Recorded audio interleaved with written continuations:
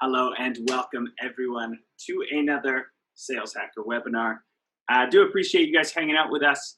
I know there's so much going on right now in the world, and we're all super busy, so we don't take it lightly that you've decided to spend the next 45 minutes to an hour with us. We have an excellent discussion lined up. Very excited for this one. I can see you all sort of trickling in now, but a lot of people registered for this one. And what we're going to be talking about is fueling explosive revenue growth with the kick-ass sales incentive program.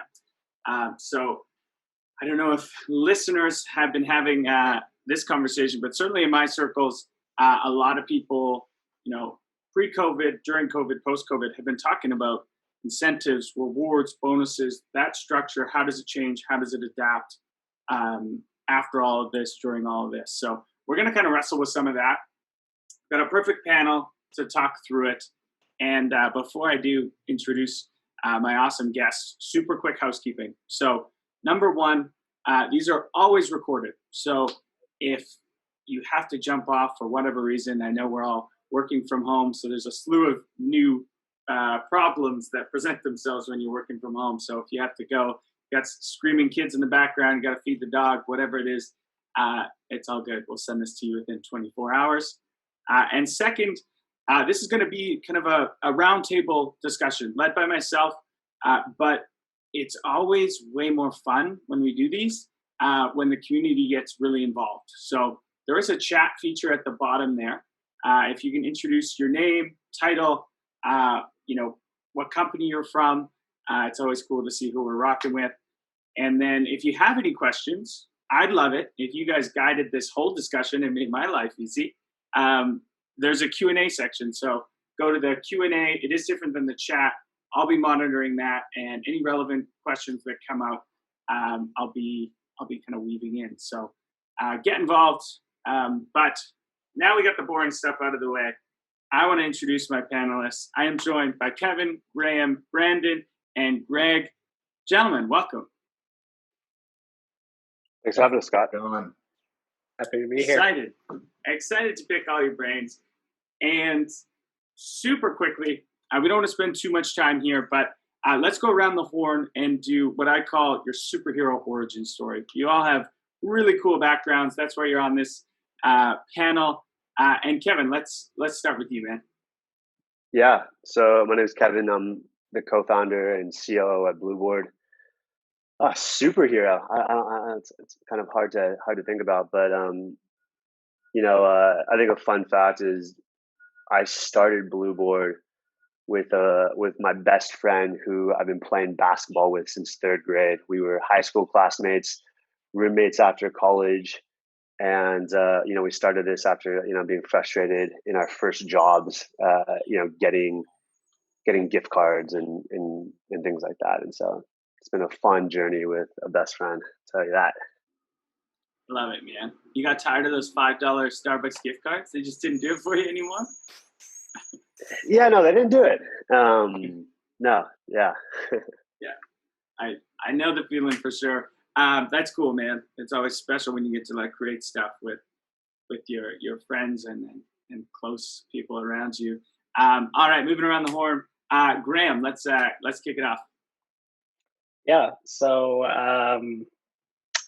superhero story. It's pretty unconventional, I guess, right? I graduated with a political science degree. Took my LSAT, was going pre-law. And once I left that test, I realized how much I hated it, and I did not want to do that. So I decided to dive headfirst into business and found an opening in a sales operations group with Vivint Smart Home out of Utah. Fell in love with it, was able to use a lot of my creative photography, videography, just general design to make our overall incentives look better, and realized that there was a lot of things that I loved with it.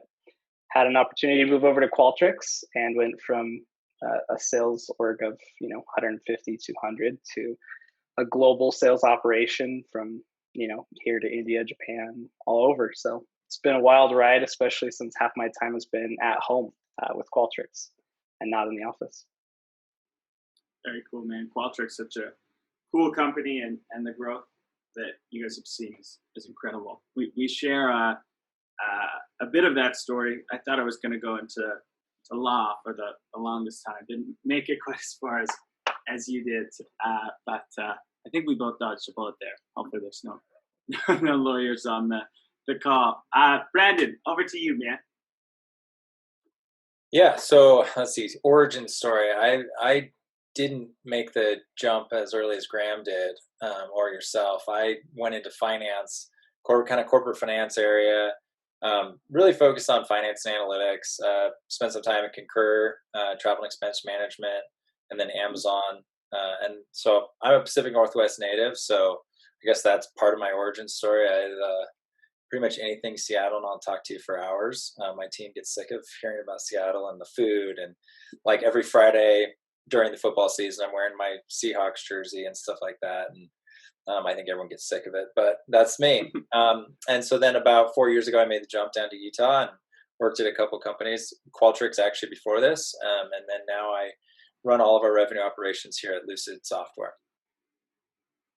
That's awesome, man. And I'm a Pacific Northwest guy myself, Vancouver, but I'm in Seattle all the time, man. So it's a good place when it's like this in summer and not raining.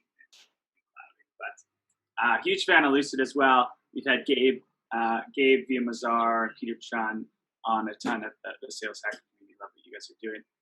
Last but definitely not least, Greg Macbeth. What's up, man? Welcome back, actually, to the Sales Hacker. Thanks, Scott. Glad to be here. So my name is Greg Macbeth. I graduated with an engineering degree, but when I was in school, realized that I could make more money playing online poker than I could in an engineering job. So I parlayed that into a poker career in Vegas for a couple of years. Really enjoyed the psychology and the game theory and decision making, and eventually turned that into a sales career where I've spent the last 10 plus years. Started out at Cisco, and then most recently at AI startup Node, where I led the revenue organization for 3 years. And then this year I've been focused on my own work, working with early stage startups to help them grow revenue. So I started my own advisory firm, and that's how I'm here. And for anyone listening, I want to hear a little bit more about that poker background. There's a webinar floating around somewhere, probably on the Sales Hacker YouTube channel, that we go deep into it. It's a cool story. All right, let's get into it. Before we get into the meat of this, gentlemen, let's quickly get kind of a pulse on how people are feeling about incentives, rewards, bonuses. So let's do a couple polls to kick it off, get people engaged. We'll launch the first one now. All right. So this is question being, who owns the budget for your sales incentives? We've got centralized team, decentralized, or other. And what we mean by this is it centralized, meaning your VP of sales or your CRO owns it and disperses it, or does each manager kind of own their own budget? That would be decentralized. And then other, maybe you've got a different version. Brandon, what do you think? I don't know if you can see the results, but if you can, close your eyes. What do you think it's going to be? Do you think it's more centralized or decentralized these days? I just assume centralized, especially with COVID. I mean, just we're seeing it with customers as well as just internally. Like budgets are getting kind of sucked up into centralized manner. So I'd be surprised if it's heavily decentralized right now. Mm-hmm. Yeah, I'm gonna go with you on that one. I know Alyssa Merwin, the VP of sales at LinkedIn. I was talking to her the other day, and she says they're treating every single deal like the CFO signs off on it. So that's externally, but also internally. Everyone's, every dollar that's leaving is getting checked. And you're right. So 83%, it is around a centralized team. Only 12% is decentralized. 5% say other. Kevin, is that surprising to you at all? No, yeah, especially for larger teams, you need to be more programmatic and kind of, just a little more designed, if you will, to kind of get the impact you're looking for.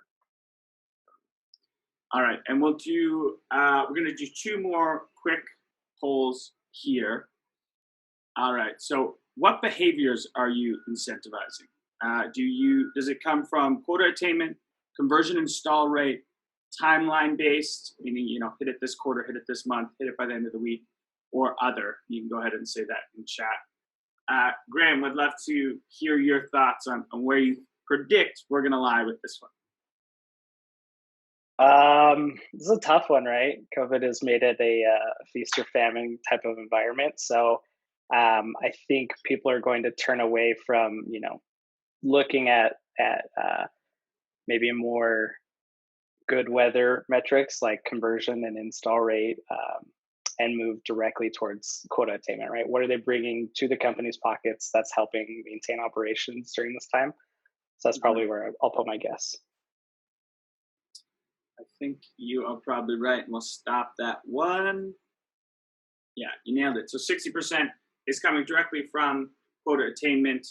33% is the runner-up, which is timeline based, and then conversion installs on about 5%, 3% other. Greg, in your opinion, so those are the results. Is that the best way to do it? Just give them a carrot that is quota attainment and put all of your incentive behind that. Is there better ways of doing it, or is that the one you would suggest? Yeah, I think it's reasonable. I think the hardest part, as everyone's mentioned thus far, is just figuring out how pre-COVID numbers translate to the post-COVID world. So, presumably, in a lot of cases, your quota attainment or your quota targets are going to be driven by some sort of adjustment, given the pandemic. So I would expect that, with those adjustments being made, you're going to have a better sense of how those outcomes are going to look downstream. And therefore, that's going to be a better way to assess and support your team. Yeah, I would agree. All right, moving on. We'll do one more poll, and then we are going to dive into it. All right. About how often you run sales incentives. Is this weekly, monthly, quarterly, almost never, or other? Kevin, where do you think people are going to fall? What are you seeing in the market these days? I'm going to go with monthly or quarterly. And I know that's two answers, but I'm hedging myself. Yeah, there you go. There you go. It's safe to do, and the market's pretty wild right now. You've got to have some hedges. All right, we'll stop it there. And you were correct. 37% say monthly, 29% quarterly, 27%. This is interesting. 27% say almost never. They don't have any sort of kind of sales incentives. Brandon, is that how does that stack up with what you do at Lucid? Are you running them every month? Yeah, excuse me. I mean, we try and run multiple at a time, but you have to make sure they're not overlapping. So we have like annual ones, things like obviously like club that many people have heard of, big trips, potentially like incentivizing a new product launch might be longer than, a traditional quarter, but that's more something that kind of sits in the background, not something that's front and center, like we're sending out promotional items. But yeah, like monthly is a cadence that we really try and stick to. Quarterly, if really needs be, but quarter's a hard time. It's hard to keep motivation and hype over a whole quarter in a sales incentive and a contest type thing. So we generally try and keep it to monthly, and then when needed, we can stretch, and then we'll always have those kind of longer programmatic things running over the top. Yeah, I don't think personally I've ever been a part of an organization that I think overall we probably do the monthly, but you never really knew. Like no one has seemed to have like actually a routine around this stuff. At least the companies I've been a part of. But let's get into it. And true to form, we've got some good questions coming up already. I said I'd let you guys drive, so I'm gonna stick to it. There's a great question from Brian Nielsen. He says, given individual reps can have very different motivators, how varied and customized can we afford to make our sales incentive programs without falling prey to accusations of unfairness? Difficult question, kicking us off, Brian. Graham, do you want to try and wrestle with that one? Yeah, sure. I have been in situations where I've watched it happen where it is unfair, and it totally is demoralizing to whatever group, right, is being marginalized there. I think within sales, the easiest way to one, understand what people want is to just ask them. So reach out to your sales groups, say, hey, well, what are you guys interested in? What motivates you? We found out, during Q4 of last year that people were super hyped about Peloton bikes. And so it was like strong motivator overall. It wasn't something that everyone wanted. And so I think the best approach that I found so far is to identify what the group likes, structure something surrounding it while being flexible to those that don't want it. So if somebody who does not want a Peloton wins, reach out to them, talk to them, see, hey, you don't want this, let's figure something else out. When it's too structured or rigid and reps don't feel like they have the ability to kind of move with it, you can lose a lot of motivation. Mm-hmm. Yeah. Anything to add there, Brandon? Yeah, I mean, I think Graham kind of nailed it on the head. Like, one of the things we're trying to do now is, instead of saying, hey, you win this incentive, you get a big screen TV, like, you might already have 3, you don't need any more, right? Like, you've won them already. Is having like a catalog, or, hey, you can pick from one of these different types of prizes. One of the things we found, especially at our company, we have a really diverse set of reps that are motivated by very different things. Some people just like really could care less about kind of materialistic type things, and would either prefer cold cash, or like are also very like environmentally active. So like a sub pod, a composting bin, like, is actually really, really motivational for certain individuals. And so having like the choice of something that motivates you, we're starting to see some really, really good wins there, and not just like, you do this, you get this one prize, but instead you have like a catalog you can select from. Mm-hmm. You mentioned something there that I really like, is this idea of, call it conscious capitalism or something. You said people like recycling, helping the environment, and all these different things. That's a really cool way that I'm seeing a lot of people want to be rewarded, which is really cool kind of trend. And Kevin, this next question I'm going to go to you, because you guys really are kind of the pros in this. Blueboard is the go-to rewards platform for sales incentives. So here's an interesting one from Jennifer. How are you handling the big things, i.e. like President's Club, when people can't travel right now? It's a big one. Yeah. I think a lot of people are wrestling with this. Yeah, it's a great question. And so, when people think about travel, like pre-COVID, they're thinking like, hey, we're going to take off and do like a week-long or 2-week-long trip in Bali, or I'm going to go on an African safari, right? Like, that international travel is not happening right now. And so what we've actually shifted a big focus to is kind of regional kind of like vacations, right? And so, I'm in the Bay Area, and I was just saying earlier in the call is, hey, I'm going to, in a couple of weeks, I'm going to take a week off and spend a week in Napa, right? I can drive to it. It's very controllable. I'm a little remote, right? I'm not kind of like packed into a city. And so we're seeing tons of, of our kind of customers, doing the road trips, doing the national park vacations, the staycations, right, where you can drive to everything, right? People feel more in control of that. I think another thing too is that with everyone kind of being inside, and then I think also, right, depending your risk level, right, you may not even feel comfortable doing something regionally. And so we're also seeing kind of a big influx of, what we're calling like our in-home options, where maybe somebody is, kind of trying to get back in shape, right?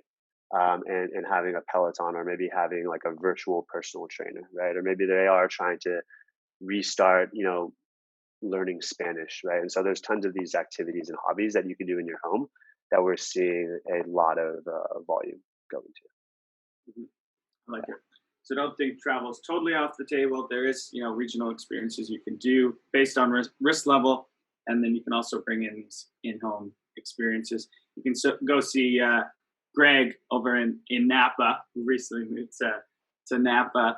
Greg, I've got this question for you, and this is almost like a philosophical question. How do you know when you can afford sales incentives? This is from Ankita. What the dollars and cents? I think you could almost ask the opposite question. Like, how can you not afford to? But what are your thoughts there? Yeah, I mean, I would say that as a starting point, it's helpful to bake some sort of cost structure for the sales incentive program into your budget. So the earlier you can plan for that and understand how that motivates the team is really helpful. Now, assuming that that's not the case, it really helps to have a good handle on what metrics you can drive and what those lead to downstream. So, it's easy to think of, let's take a different example. So let's take a demand generation campaign. If you're going to invest money in demand gen, right, that's money up front, of course, just like a sales incentive program, but downstream, you assume that you're going to get some sort of positive ROI out of that. And if you thought through your metrics and you take a data-driven approach to what it takes in order to generate revenue, you can have a good idea as to what sort of outcomes can drive that result. And so if you have that confidence, you know which levers to push, you can align your sales incentive program to ensure that even if you're investing money up front, which you may not think you have budget for, you're going to get an ROI from it. Mm-hmm. Yeah, I like it. Brandon, how at Lucidchart do you kind of track the ROI of your incentive programs? That's a great question. Well, I think one of the things too to take a step back is, and I like what you said, Greg, but making sure that your current comp program is like dialed in and buttoned up, right? I've seen too many examples where there's problems, and throwing incentives on top of that just like exacerbates all the problems. And so make sure you've really kind of dialed that in, and it doesn't have to be perfect, but that you have like a really clear foundation and kind of your variable comp and quotas are pretty dialed in. That said, like these programs and sales incentives, we leverage them a lot to, well, take for example the annual comp plan. We build it in January.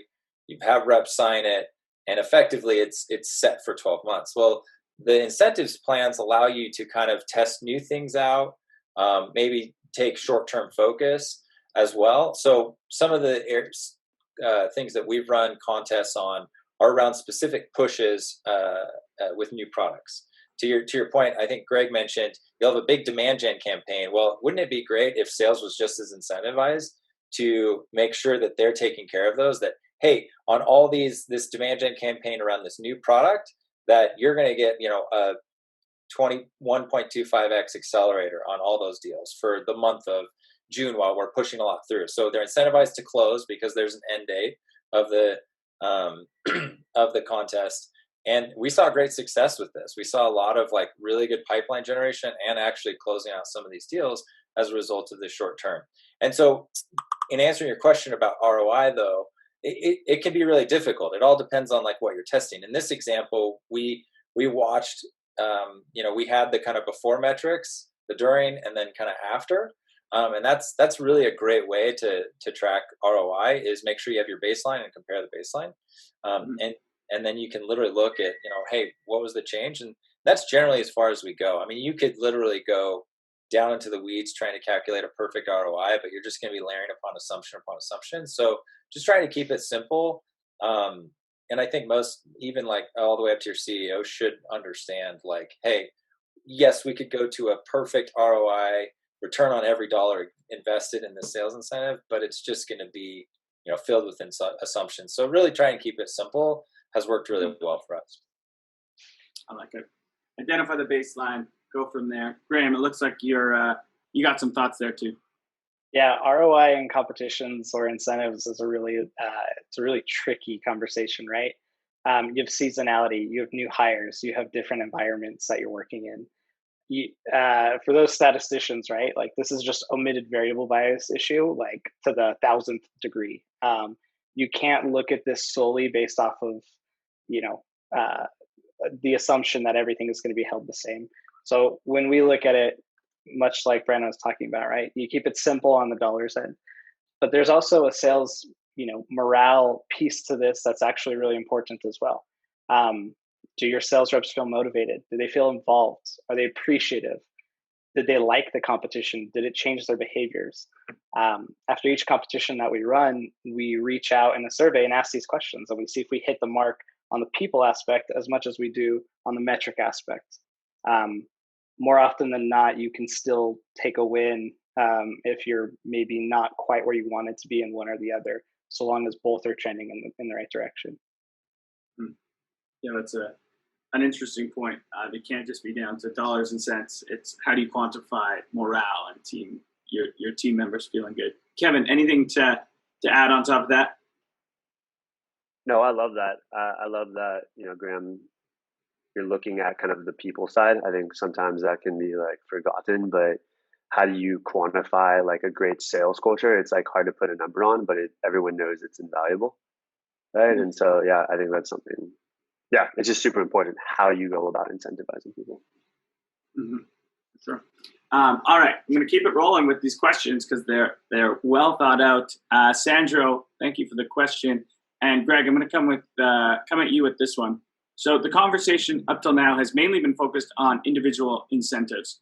What do you think of group/team incentives where coworkers will be able to experience something special together? It's a great question. Yeah.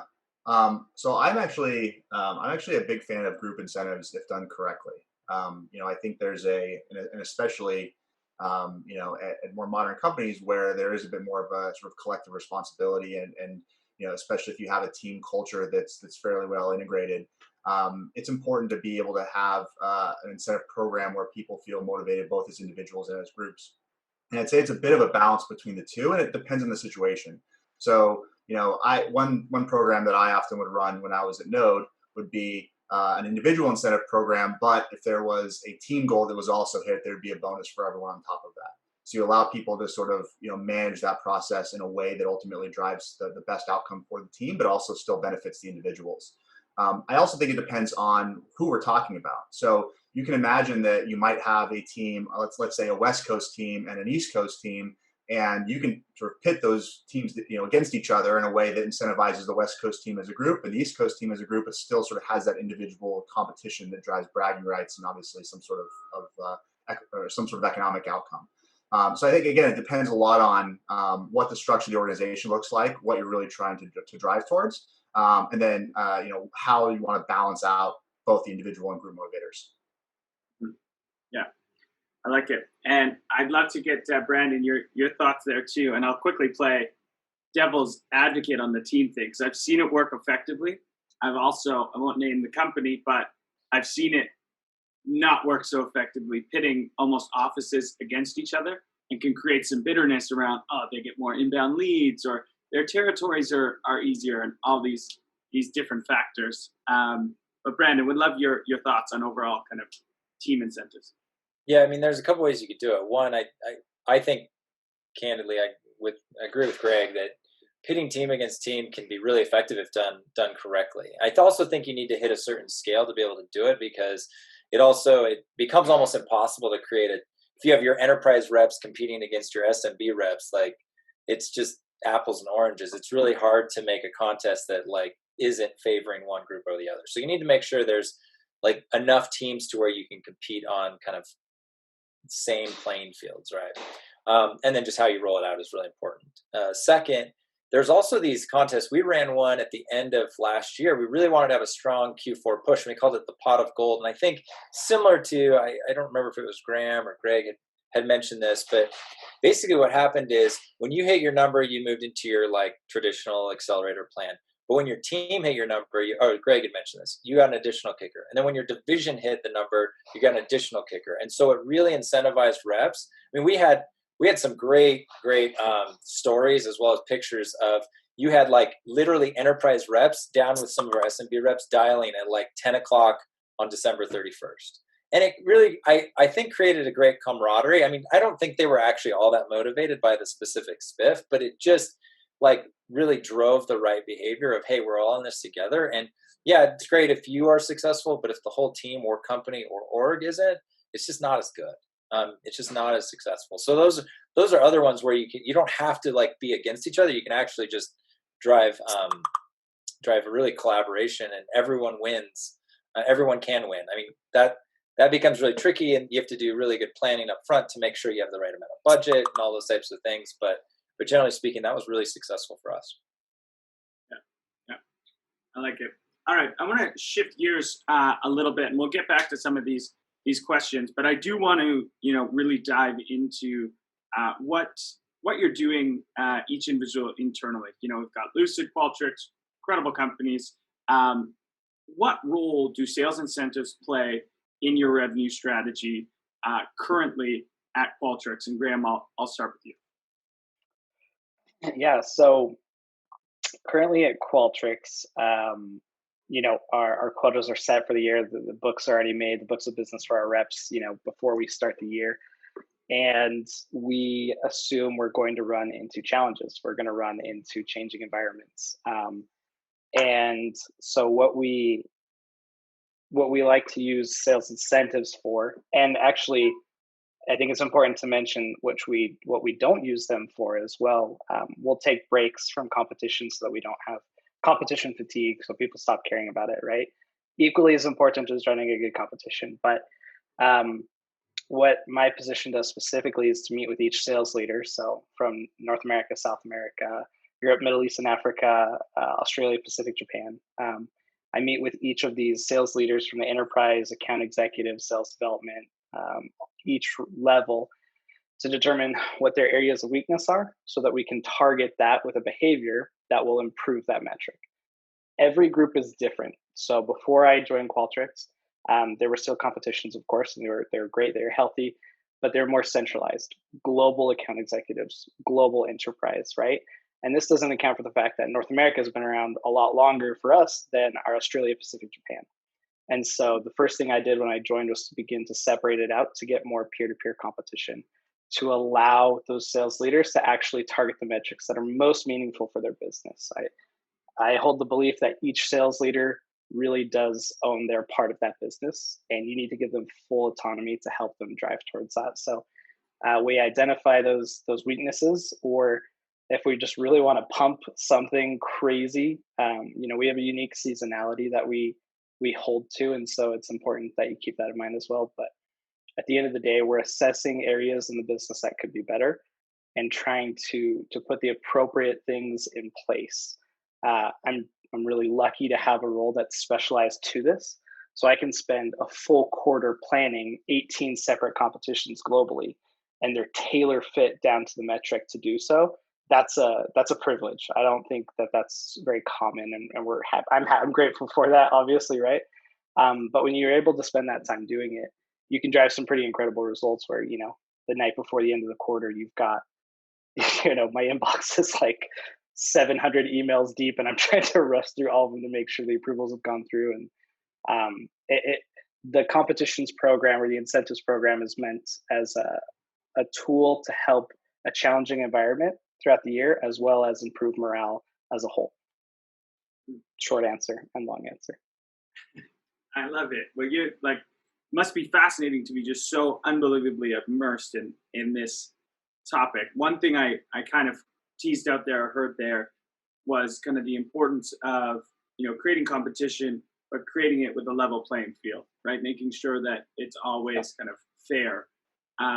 What are some other things? So make sure it's fair. I think no one wants to play a game when the other side has a leg up. What are some other learnings you've had from creating just hundreds and hundreds of these competitive environments? I think simplicity is king in all things. So I work on a team with analysts. I have a strong statistics background myself. I could make some totally badass competitions that would make sense and really drive business, and it would be just the most difficult thing to understand, right? Because I'm going to employ too many metrics, too many things to do. You have to keep it very simple with what the reps need to understand to achieve, right? At each quarter, I run the risk of shooting an email out and someone might not read it at all for the competition, right? So you have a good kickoff, you have good understanding. Your metrics are simple to understand. Reporting needs to be crisp, right? Reps need to have trust in it. They need to understand that if they look at where they're seated, that it's correct, and that you do that beforehand. Basically, you have to look at the reps as a customer. And if you're not meeting their needs as a customer, just like any other business, you're not going to get the desired behavior, even though you could set up a perfect incentive. You need to roll it out correctly. You need to have simple communication and often communication. Shouting out wins every week. Hey, so-and-so's doing great. Step it up. It's obviously going to be tailored to your group and your organization, but if I had to say there were three things that matter, it's simplicity and metrics, over communicate your wins, and develop trust with your sales reps. Probably the three things. And just to add to that, I think the over communicate wins is just super critical. And I also think it's important, while you can have over communication from someone like Graham, it's that like organic communication that really drives it. Like one of the things we find, and why I struggle ever thinking of moving away from club, is that month or two after they come back from just a really great trip does so much for the organization. They're talking about, hey, like, let me show you my pictures, and like, let me tell you about how great it was to spend time with our COO and president and things like that. That is really powerful, right? Like, sure, we can send out like a pamphlet and things like that, and that helps, right? But if it's not dovetailed with like really this kind of grassroots communication, it falls, I think, pretty short. Mm-hmm. Yeah, I like it. Fair, simple, constant communication, and celebrate those wins as much as possible, and find environments to get that organic conversation started. All right, Greg, I'm going to go to you on this next question. Okay, so sales incentives, all these are awesome, but how do I determine which selling activities and metrics that I should even be incentivizing? Yeah, well, I mean, at the end of the day, it's going to come down to what's going to drive the goals and the KPIs that matter to you. So if you're designing a sales incentive program, I presume it's either because that's part of your corporate ethos, and you believe that's an effective way to lead a sales organization, as you see all these gentlemen talk about today, and or it might be that you're falling short in some particular area. And so you want to make sure that you can incentivize your team to drive forward in that shortcoming. So I think understanding where you're falling short is important, and then also understanding what are the things that are driving that shortcoming. So if you have specific leading indicators that are ultimately impacting your bottom line, it's helpful to understand those and see where you might have an opportunity to create an incentive program that improves those numbers. Now, I think Brandon talked about this a little bit earlier. Understanding how metrics take flight in a particular time frame is really important. You don't want to have a program that lasts for so long that people forget what they're doing. It also needs to be, as Graham mentioned, incredibly concise to the people that are part of the program. If you have to explain it 10 different ways, it's going to be really complicated. I remember a personal experience where at one of the first companies I worked with in a sales capacity, we had an incentive program, and I sat down with my team after the end of the year, and not a single one of us could figure out how to calculate our take home.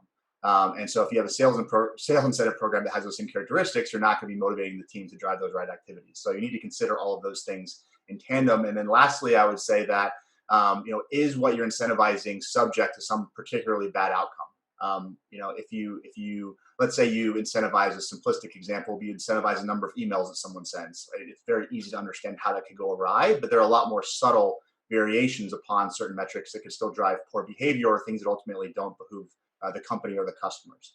So you need to consider all those things in tandem. Mm-hmm. Yeah. Kevin, anything to add on top of that? I thought it was a great answer. Yeah, I know, a great answer. I'll provide like some examples of how we do things.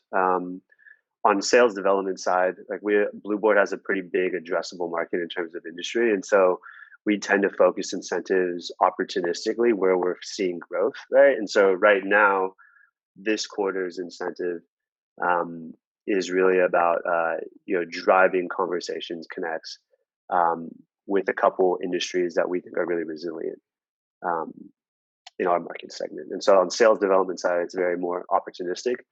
On the AE side, it's more like frequency based. So what I mean by that is, doing the right things. We've been really focused on making sure that we are connecting with kind of the ultimate decision maker, kind of navigating to power is what we call it. And so we are basically having an incentive around the number of times you actually get in front of the CHRO at a company or the CRO, right? And it's just kind of spurring this, we're tracking that metric, and then what the AEs are actually doing is like kind of thinking collaboratively on like, hey, the different tactics that are helping them do that. And so it's been cool of like, it's individual, but people tend to like, they're being more collaborative in how they're going about it, which is interesting. Yeah, I like that. I'll go back to you on this one because you guys have such a good lens on this.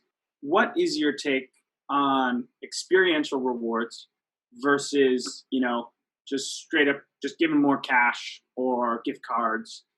What are you seeing kind of in the market and with your customers? Yeah, I'm probably slightly biased because we started a company from getting too much gift cards. But I think when I think of what makes a great reward, right? It's got a couple of things, right? One, it's marketable, and then two, it's remembered, right? And you can look at this in a couple of ways, right? When you roll out the program, right? Is it creating excitement? Is it creating enthusiasm, right? Is it is it marketable, right? From a programmatic perspective, right? The second piece, kind of in the process, right? Are the reps actually remembering the reward? Is it top of mind for them, right? Are they remembering the reward? Are they remembering the competition, right? Because if they don't remember, then it's really of no use, right? Once somebody gets rewarded, right? How do they feel, right? Graham talked about this feeling of value, of appreciation, right? One of the things that we say is, hey, when a year out or 2 years out, when they're like, hey, what was the most memorable like incentive or thank you, we want them to say, oh, it was that blue board experience that my manager gave to me, right? And so that idea of remembering of recall value is really important. And then the last step, which is also marketable, right? It's something that Brandon talked about, is once somebody is getting rewarded, once reps are getting rewarded, right? How does that create this like organic buzz, right? How is it shareable internally, right? And not forced, right? But like, are people talking about it? Are people excited to share it, right? And so that's something that you hear a lot about club, right? Is a couple months after, there's like this what we call like this kind of afterglow in the organization, right? Where the reps who went, right, are super pumped that they got to connect with each other. The reps who didn't are a little jealous, right? They're both trying to vibe like, I want to go next year, right? That's a great reward. Yeah. And so I think, kind of to break it down, we've kind of like, we position and we think experiences are able to do kind of all four of those things. Okay. And Graham, in your experience, you run so many of these things. When you do experiential versus cash, what are the end results? Which ones do you typically find more effective? Obviously, right, in an environment where it's possible. I love experience-oriented things because,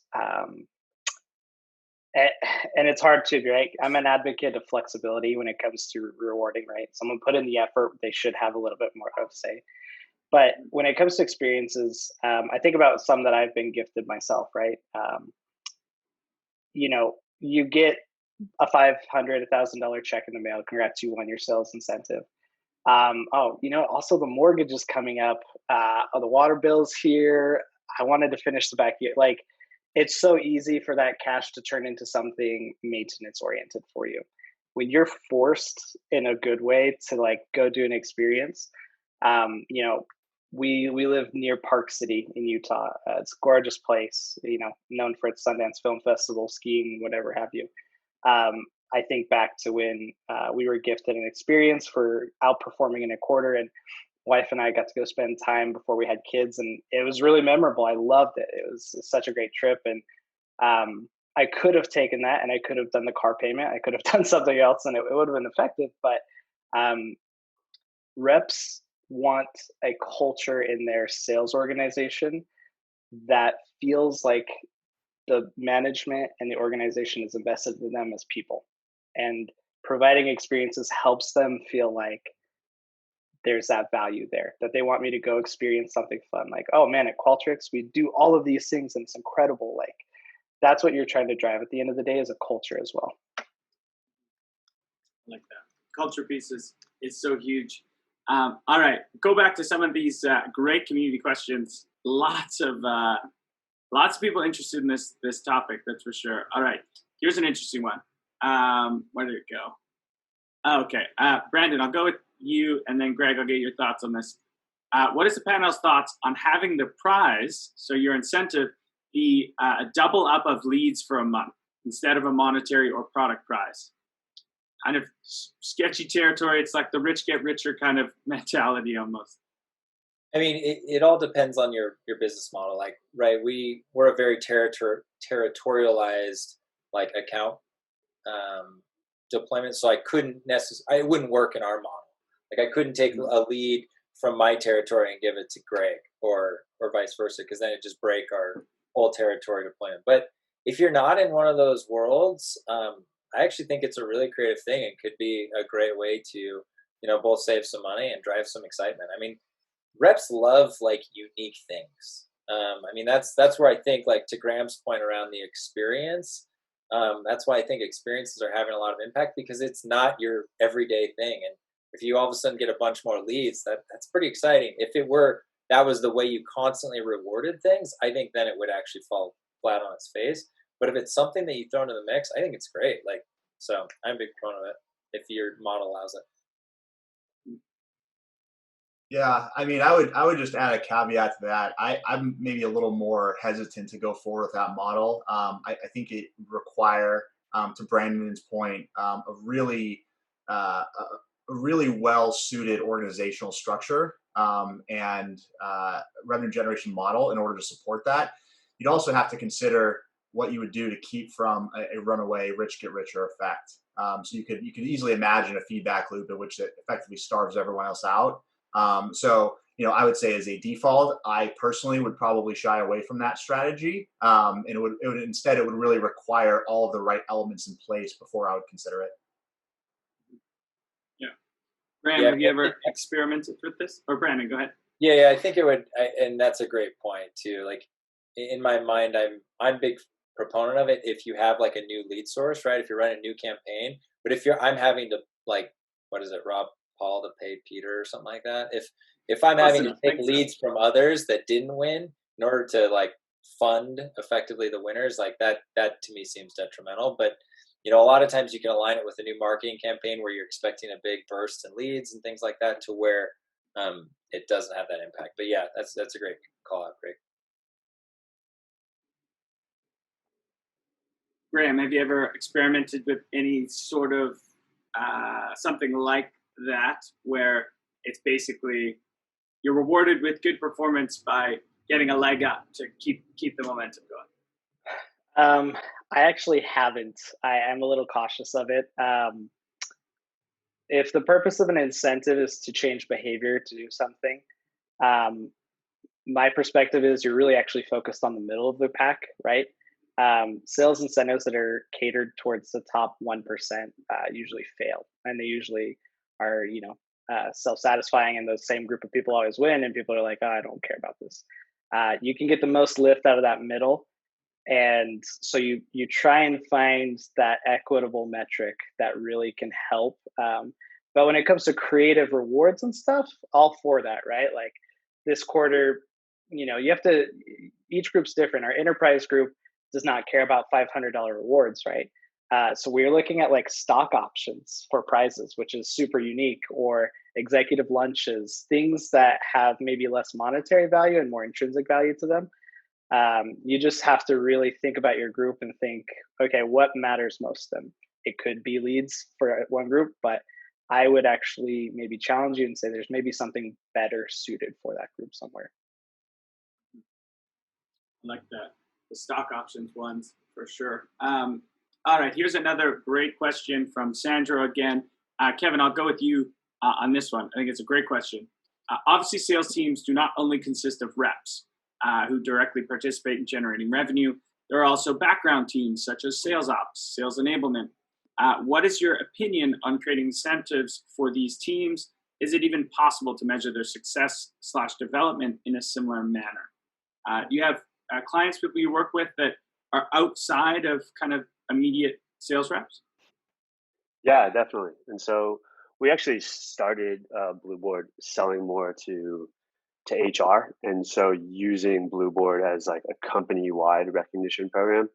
I think kind of when you think of, kind of the supporting groups, traditionally, probably the pushback was, hey, like, it's not as objective as an SDR or an AE. Like, how do we kind of like incentivize and motivate um, behaviors with these groups? I think one could be project based with the sales ops team. And so maybe like there's a big overhaul in a sales incentive strategy or a system, right? And so an incentive could be project based. I think another thing, with these groups is more like peer recognition, right? And so what I mean by that is less like, hey, dangling the carrot. If you do this, then you get that.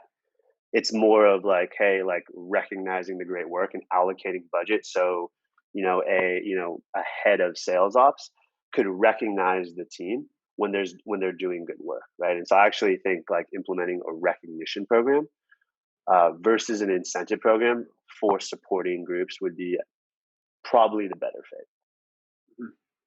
I like that. Recognition, maybe have your team vote on, the most helpful teammate or something along those lines.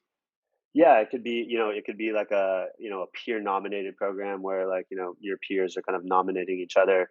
It could be a spot program where like, the leader just, has a discretionary budget and they could reward and recognize somebody as they see kind of behavior that warrants it, right? So it depends. It could be both kind of structured, bottoms up or top down. We see both.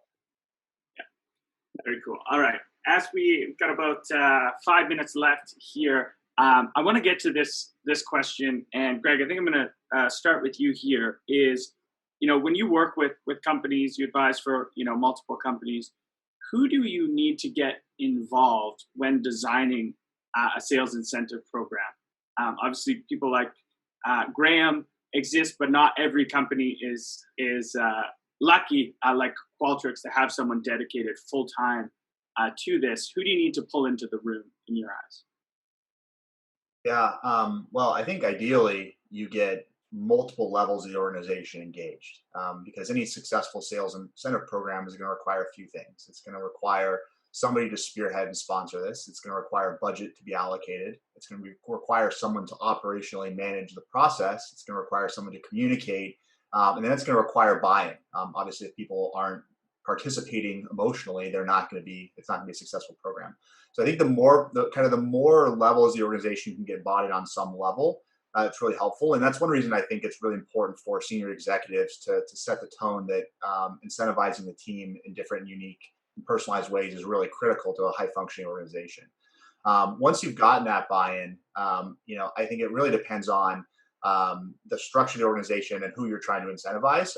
I'm a firm believer that any sales incentive program should involve the people who are going to be directly impacted, making sure that they feel like they have a good stranglehold on what's going to be required to be successful, how they can impact those metrics, and what those metrics are ultimately going to do to drive success downstream for the organization. And I think it's also really important that those frontline managers are also engaged. They need to know how to support the team effectively and make that team feel like that whatever they are driving towards, right, that they've got the backing of the people that can help make their lives easier, right, or bring resources to bear to help them achieve those outcomes. So I think beyond, if it's obviously great if you have somebody like Graham in your organization, but I think that you can still run a successful program if you have buy-in at other levels. I like that. Some great points there. Brandon, who do you usually get in the room when you're designing a new sales incentive program? Yeah, I mean, I 100% agree with Greg. Like, we have all of our VPs and directors, and we'll generally say, what are some behaviors where we have some ideas, they have ideas. We then kind of take it back, build a program, and then run it by them. And that's helped a ton because they're involved in the design. They're really bought in.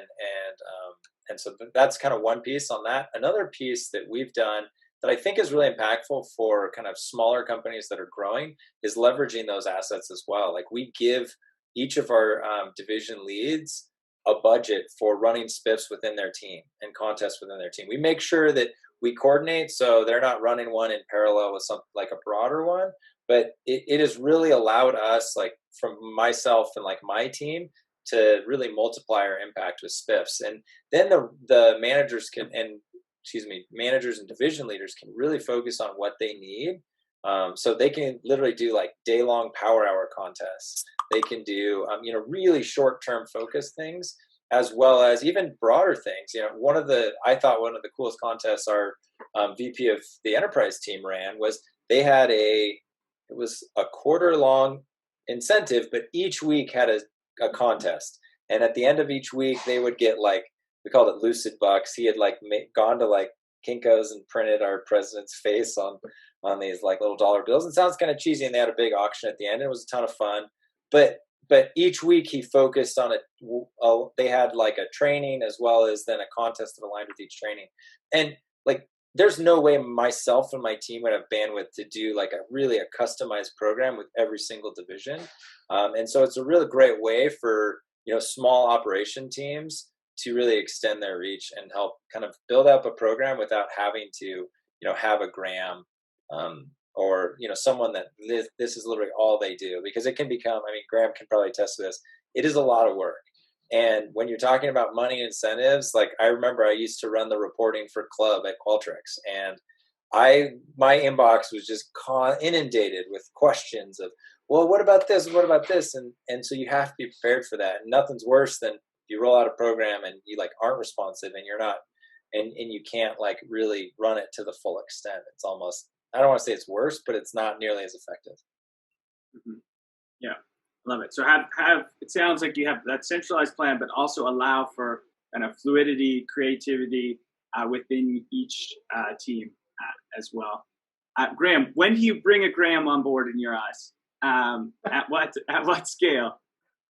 That's a great question. Whenever my boss thought that was the right move.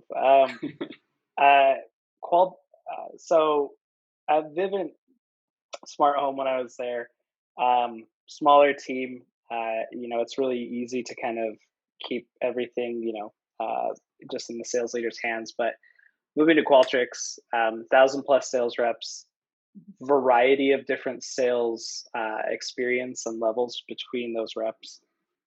I think once you're a global operation and you need someone who can basically solely take that, manage budget, reporting, analytics, communication, marketing and design, fulfillment. If you basically just want someone to do everything and you can kind of turn away and look away, do your job doing something else. And then at the end of quarter, basically take stock of what happened. I provide ROI analyses at the end of each quarter of, hey, here's how it went, wins, losses.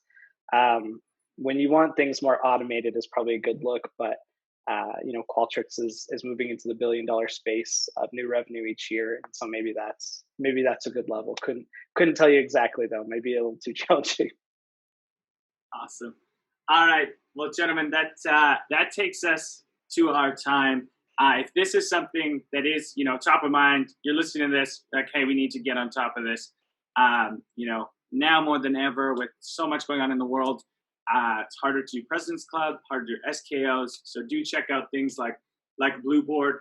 They're really changing the game for these sales incentives. And thank you, of course, to Blueboard for sponsoring this. And huge thank you to Greg, Brandon, Kevin, Graham. Thanks for the time, guys. That was a lot of fun. Thank you. Thank you, everyone. Thanks, y'all. And thank you all for joining us. Great questions throughout. You guys rock.